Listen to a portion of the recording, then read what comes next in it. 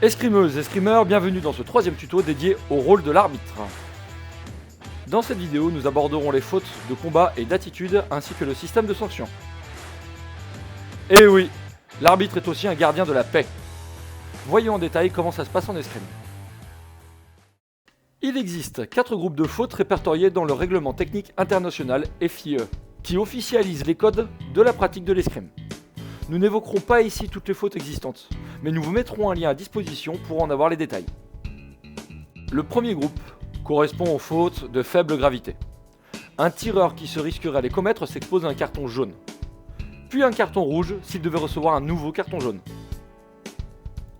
Nous reviendrons en fin de vidéo sur les cartons, mais à titre d'exemple, tourner le dos à l'adversaire ou contester la phrase d'arme sont des fautes de premier groupe.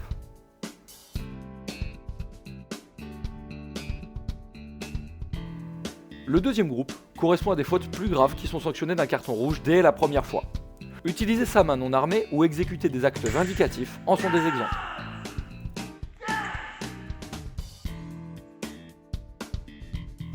Le troisième groupe est un petit peu à part. Certaines fautes sont passibles d'un carton rouge suivi d'un carton noir en cas de récidive, d'autres sont quant à elles sanctionnées d'un carton jaune puis d'un carton noir en cas de récidive. Parmi les fautes du troisième groupe, nous pouvons citer à titre d'exemple le fait de troubler l'ordre sur la piste.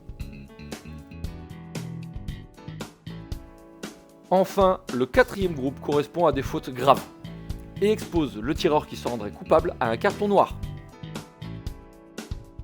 Faites donc attention à ne jamais refuser de saluer un arbitre ou un adversaire, ou ne jamais faire d'actes violents envers qui que ce soit.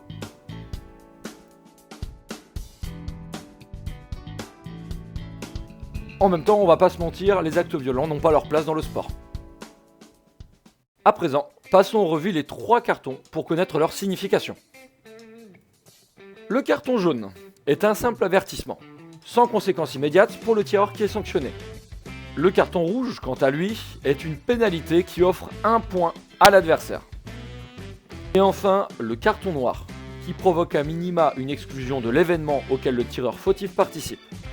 Selon la gravité, il peut aussi provoquer la suspension temporaire, voire définitive, de la licence du tireur. Et ouais, on ne plaisante pas avec la loi. Et la loi, c'est toi. Nous aborderons bientôt le 4e rôle de l'arbitre dans une future vidéo. D'ici là, n'hésitez pas à nous faire part de vos questions si vous en avez. Il ne nous reste plus qu'à vous souhaiter une bonne fin de journée et à bientôt sur les pistes.